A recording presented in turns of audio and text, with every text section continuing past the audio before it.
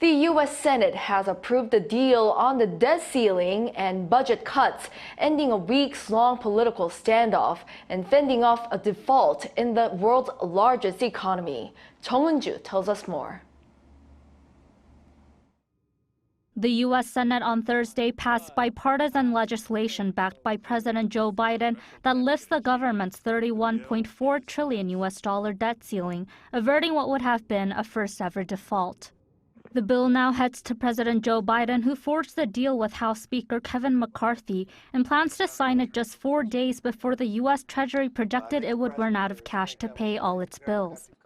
Lawmakers in the upper chamber passed the bill with overwhelming bipartisan support on Thursday evening, with 63 senators backing the legislation and 36 opposed.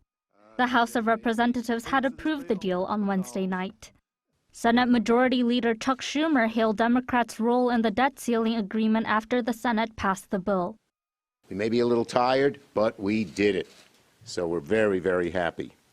Default was the giant sword hanging over America's head. But because of the good work of President Biden, as well as Democrats in the House and Democrats in the Senate, we are not defaulting. Just moments after the Senate passed the debt limit bill, President Biden praised Congress for its efforts and said in a statement, "I look forward to signing this bill into law as soon as possible."